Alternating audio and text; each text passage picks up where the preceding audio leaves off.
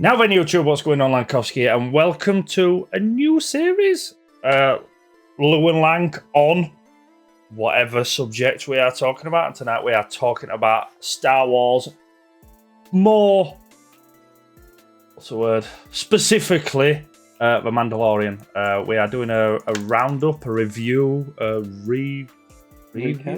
recap of episodes 3, but because we missed 1 and 2, we are going to go quickly through them, but I can't really remember too much about it, so Lou's going to fill me in and we're going to go from there. We both watched episode 3 either last night, myself, or this morning for Lou, so we are sort of up on it, even though episode 3, in my point of view, was a bit shy. So upcoming spoiler alerts. If you haven't seen it and you don't want to know, don't fucking moan if we tell you shit. Right? I don't know when this is coming out, but you should have seen it by now. It's been a couple of days. It's going to come out tomorrow. Maybe? Tomorrow, hopefully tomorrow. Thursday? Yeah, so it's Thursday now. It should be out by 2 days. 2 days is enough. Should be out by Friday. So yes, Lewbcon, kick us off with episode 1 of season 3 of The Mandalorian. Are we gonna have to go back through and do the other 2 seasons, or we just we'll figure that part out? So episode 1, I believe it started with the ritual in the water with the giant fuck off alligator thing that just popped up out of nowhere for no reason. Yeah, at first I thought that was like a baby Mando. I thought it were like what's his fucking name? What's Mando's name? This is good. Din Djarin, yes, that's it. I kept on thinking of Carl Kestis for some reason. He's my new favourite Star Wars character, by the way. You reminded me a lot of episode 2. Episode 2, season 2, with the is it the Crate Dragon? With the Tusken Raiders? With Tusken Raiders, yes. It was very similar to that. That's what I was thinking. But yeah, at first I thought it was like a young Din Djarin, and that was his initiation until it popped up and. Like a flashback until it popped up and then just absolutely murdered the fucking sea dragon or whatever it was. And then he went back to, can't remember the planet. So he went to meet Grief Karga to find Cara Dune. Yeah, he went to go find Cara Dune, rip Gina. Gina Carneiro. Yeah, I mean. We don't touch that subject. I'm gonna put it out there. I'm a bit pissed off she's not. But she has. If they recast her, it'll be a travesty. I'm not happy at the fact that Apollo Creed says that she's been taken off world to somewhere else. But at the same time, that's passable. If they recast her, that's in my book. That's a no. I think they've left it open, haven't they? Yeah, I think that's the best they could do. And then, so then after that, he goes to find another sidekick because she's not available.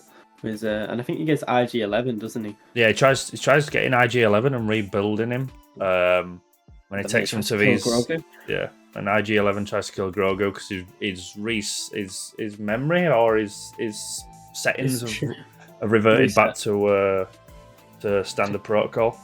So then do they shut him down or kill him? I can't remember. They shoot him, and then they destroy his legs and stuff, and then they take him to the Azalians with Babu Frick and stuff, who said they can't.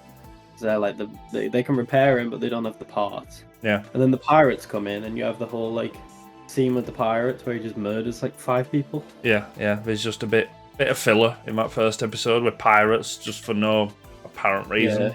Just because that planet's now a do-good planet instead of just a scumbag planet. Ow, I can't bend the knee, by the way. And then, does he go to Tatooine next, or does he go to Bo-Katan's?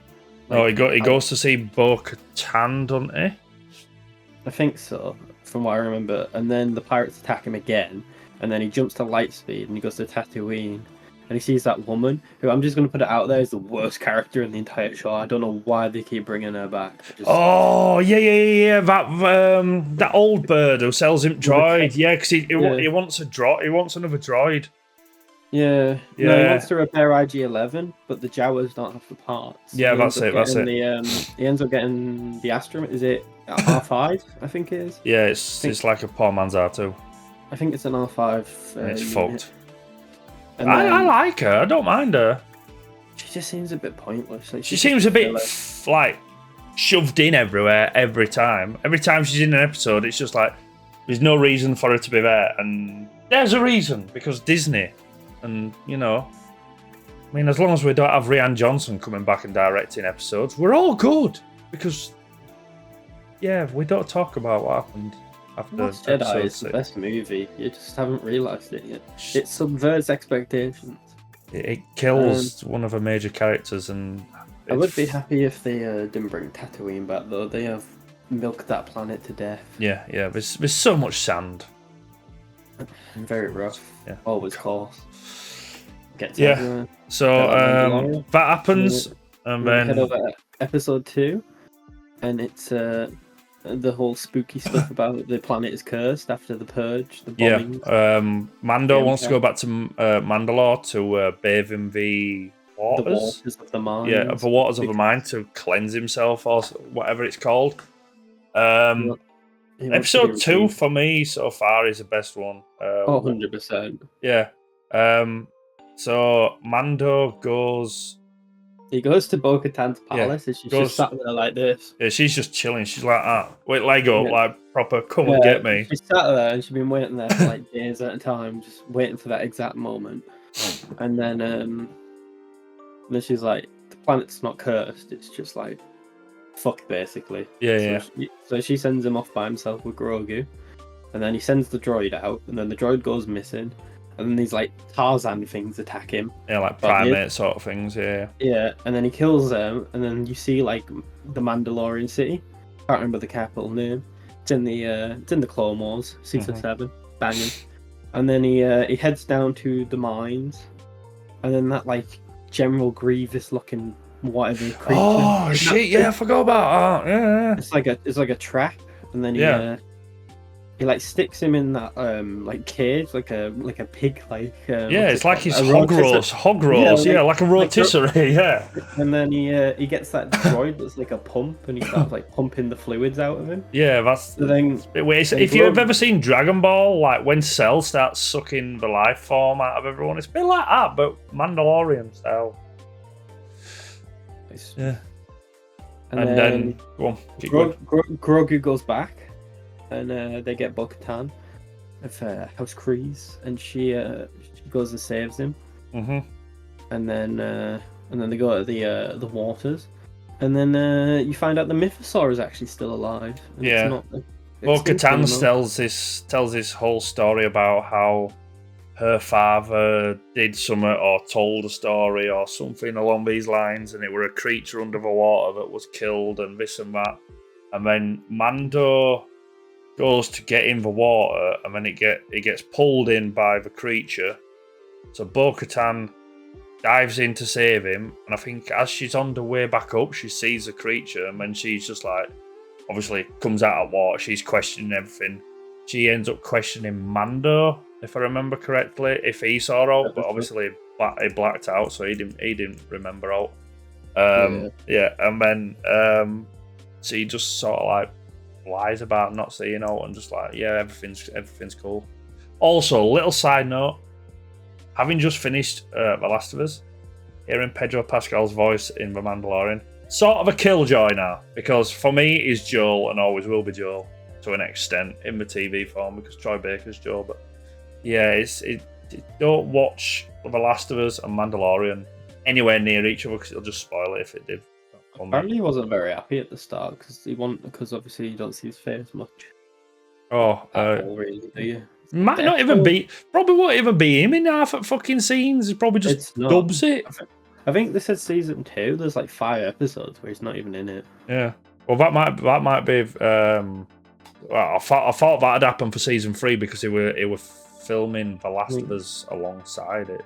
So. And then we move up to episode 3, which is arguably meh. It wasn't bad. It was better than episode 3 for me was absolute dog shit. Episode 3, if we're going by the films, episode 3 is The Last Jedi. Utterly pointless and It's more of highly an annoying. Attack of the Clone. It's very it's Marmite. I'll give it that. If you do, it's very all over the place. I will say that. If you do see me looking down, I'm just looking at notes from episode 3 because I made some notes last night while I watched it. So basically, episode 3, what do? We kick off with Mando going back to Bo-Katan. Yeah, they're flying back to Bo-Katan's palace, and then the TIE interceptors intercept them. Yeah. Some TIE interceptors come out of nowhere. I think it's 3 of them to start with. 3 or 4, and then they dispatch them pretty well, and they think it's all over, and then they see the on the radar they see more, and then they go over the hill, and her palace has been bombed. Yeah, her palace gets bombed as they're fighting the TIE fighters that come out of nowhere. We don't actually know where the TIE fighters and the TIE bombers have come from yet, which and then she says something racist towards them. I have no idea what that is. It was an in-story thing, and and then more of them come, and they end up jumping to hyperspace. Yeah. So basically, the TIE fighters come as they're going back to Bo-Katan's place.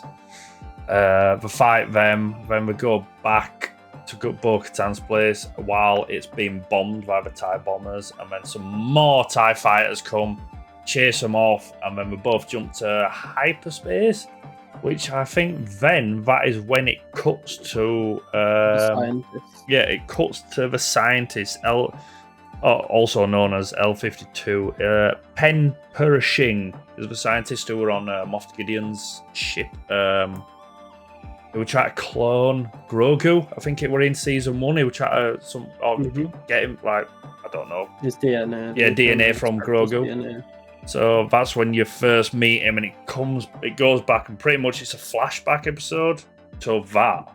It's him and how he was dealt with after leaving the Empire. It was the amnesty program. When yeah. So pretty much rehabilitating all the ex-Empire Imperials. Yeah, Imperials and stuff like that. Which was interesting. And then he finds out that the woman.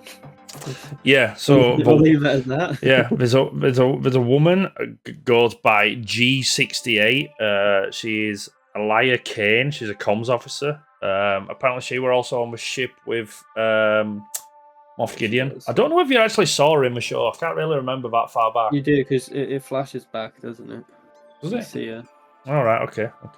Yeah. So straight from start, I'm thinking this fucker's sketchy because basically the what's his name? Penn starts walking back from his job, and he bumps into a load of rehabilitated people from the Empire, and she's one of the people that sat down. And he recognises her instantly. Yeah, and he recognises her instantly and pretty much says, I didn't think I'd ever see anyone from that. And from that point on, the way she's looking, she looks rather sketch to me. Yeah. And then she kind of like coerces him into like... Yeah, she starts... He's doing that normal office job, for the research, and he wants more, and he believes that what he was doing was like for the good. Mm-hmm. So he goes out of his way to do like further research, even though he's not allowed to, because it builds, doesn't it? Where he's talking to the counselor droid, and she's like, "You can't be doing that," but he's like, "Yeah, but it'll help people, even if you don't realize it." So, and then she kind of like manipulates him. Yeah, so she's master manipulator. So they do what every 14-year-old has done, and they go on a train and don't pay the fare. Yep. And they run away from the officer. Yep. And then they jump off a speeding train at about 500 miles an hour. And, that bit fucking wound me up. So they're on the train, they haven't paid for the tickets, and then like a ticket officer comes through as a robot. And so those two hop up and start moving through the carriages until the worst chase scene I've ever seen. Yeah, I know. While the droid is following them, and then we get to the end of the train, and we were stood there, and she's like, I'm like, we're not going to jump because we're going 1,000 miles an hour. And then she turns around, literally after I thought that, and goes, we're going to jump. And I'm like, It was a good landing, though. Perfect landing. Yeah. So, conveniently, the train was slowing down because we were approaching a station. So it slowed down, and then they jumped off, onto what looked like a big mattress. So Yeah, pretty the much. convenient timing of that is fucking unreal. Plot armor times 1,000. It's it's a bit of a pain in the ass. And then you see the Down Star Destroyer, and they go inside to get the equipment that he needs because he wants to start his cloning again. Yep. And then he's very suspicious at this point because he's like, "There's someone here," and she's like, "No, it's fine." Yeah, because there's noises throughout the ship. Then they realize someone's there and start running, and then they get caught, and then she does a what was it, a way out? Yeah. She pretty much. I don't know whether she snitched on him or she must have snitched on him because they come out of a ship, they go across the world's longest bridge. It's like the fucking Humber Bridge. They just walk across that leads to the Star What Destroyer. annoyed me about that was they kept their flashlights on. Like if you're I thought that as well. why would you keep your flashlights on? It just I don't know. There's a lot about that episode we need to where it's sneak like, about out with a flashlight, running away. But why would you run? Surely you'd hide. But you know. And then they get caught with the cloning equipment. And then she's like, I'm sorry. Yeah, and she must have said something to the New Republic beforehand, all this. But she's like 100% evil. Yeah, legit evil. That's and all this, which I forgot to say, takes place on Coruscant. So we make a return to Coruscant for the first time since episode 3. I think he digitally animated it back into episode 6, didn't he? But yeah, was it episode 4? Yeah, at the end of episode 6. So yeah, technically we've been there in 6, but it's the first time we've been there since episode 3. You see the fair and stuff with the weird lollipop. Yeah, they've got like these neon lollipop sticks, and it's just like a lolly with a light in the middle. They look fucking cool. I want one. But as soon as it panned to like Coruscant, I was like, "Where's Mace Windu? Mace Windu needs to come back. He needs to be alive. He's still alive. He's not confirmed dead. Technically, George. The links to Andor. Yeah, was the because it's the whole. When they're talking to the higher class of Coruscant in that building, it's the same place that Andor's set. Half the episodes, and then we move to the memory wiping facility. Yeah. And then, So basically, is on this like machine. Yeah, he's on this bed, and they put a thing on his head, and it's supposed to wipe his memory, but. No, it's not meant to. Admiral Akbar's just like, no, it's not. It reconditions you. Yeah, it's not a trap. Yeah, and then the commissioner's like, all right, I'm gone for 5 minutes. Like, don't touch that button. She's like, all right, then. I'm just gonna stay here. And then she touches the button, and he goes from like happy thoughts to like tripping, like a bad trip. So it's pretty much on a 2 when the officer like leaves, and then she has to stay in the room because his friends. They're friends, and then she basically turns it up to 11 and wipes his memory. So, like I said, she is pure evil. But and then she eats the crackers on top of that. Earlier on in the episode, while they're talking around the table, when he's first come back, they ask basically what you miss about the Empire. And he says these little yellow crackers you got before set off or something like that. So she gets him some yellow crackers. It was biscuits from the biscuits. So gets him some biscuits. The ration packs. The MREs. Yeah, MREs. So she gets him some biscuits, and then as she wipes his memory, she opens a pack of biscuits and starts chewing on them. So not only she's a dickhead for wiping his memory, she's also a dickhead because she's eating his biscuits. And that is frowned upon where I come from. Well, not just that, she has also broken many protocols by leaving the amnesty program. But, so she's obviously working for a higher power. Who that higher power is? I don't understand how that works. It doesn't really explain how she got there, because surely she was like in the same program. She's obviously still in the same program, but she's very sneaky when it comes to moving about, getting out of, because as part of the program, the ex-Empire They also personnel are all on a Yeah. curfew and can't leave a certain zone.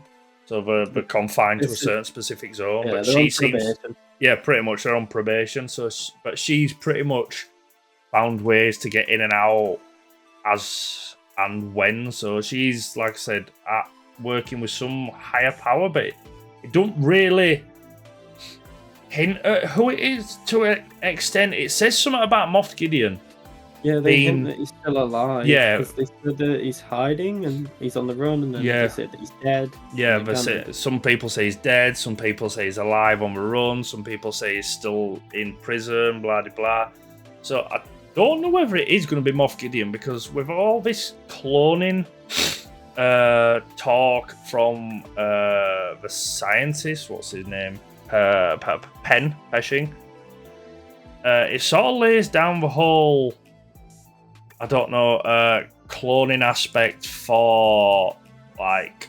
You got multiple words, don't you? Yeah, what's the last fucking Snoke and Sidious? Yeah, pretty much. You've also got the Zillow beast with the armor. Yeah. I know that's been in the Bad Batch a lot, but pretty much. yeah. That's what I'm thinking is anyway. It sort of hints at that, but not too directly. I might be really overthinking. I think they just set up a lot of storylines this episode, didn't they? Yeah. I don't know whether I'm overthinking that, but to me, that's what it sort of sets up is like the future aspect. But with this scientist now dead, dead or not dead, sorry, his memory wiped. I don't know where that's going to come from, but yeah, she's definitely Elia Kane. She is definitely working with some higher power. And I quote from my notes, evil fucker wiping his mind and eating his biscuits. That's a direct quote from my notes. 2023. Yeah. And that pretty much as No, far and then it flashes yes. the Bo-Katan and his name escapes me. Mandalorian. Din Djarin, yeah. That's it. And they are heading to the covert who are exiled. Mm-hmm. And they're like, we've been to the living waters, and then he shows them the proof, and the water just turns magic all of a sudden. Yeah, it's like when you put a memory into Harry Potter water or whatever it is. Yeah, it looks sort of like that. And then they're like, you've been redeemed. You're now part of the clan. Yeah, who's the main woman Mandalore?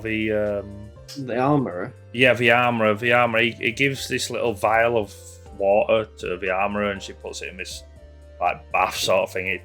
It has a reaction. She says, "You're all redeemed," and as Bo-Katan also bathed in the water, so she's redeemed as well. Because Bo-Katan bathed in the water, yeah, she's redeemed. I think it's leading up to her taking back Mandalore with the Darksaber, and she's going to become the new leader, like she was. Yeah, because don't she actually? During episodes 2, she picks up a Darksaber, doesn't she, and starts wielding it. Well, she did in the Clone Wars episode spoilers ahead. She does in the Clone Wars, but obviously with all the issues with the clan creeds, and they're not following. They don't follow the ancient code, the way, but she keeps her helmet on. And, she hasn't removed it. Yeah, so at the end of the episode, it sort of pans to Bo after she's like redeemed. And I'm assuming it's she's a bit like, I don't want to be part of this shit, because I think she pretty much says it. I don't want to be part of this. I am not a true Mandalorian. She says at the start, but then like she's got no house or like home. She's homeless now. Yeah. So it's like this is like the only Mandalores left, really. Yeah. So I don't know. You do see quite a lot of Mandalorians. While they're at the Covenant, where everyone's sort of not exiled, hiding. They're in covert, aren't they? Yeah, so that's where we left it. I think one of the last shots was pretty much looking at Bo-Katan after everyone was cheering and stuff. Yeah, cheering, going around shaking hands. How many episodes is there this season? I'm not quite sure. Season. All the rest of it is off the cuff. So. Yeah, it's just all off the cuff. This is a quick recap. This is just going to be a new series that we're hopefully going to start. Is it only 5 episodes? No, there's not 5 episodes. There's got to be more than that.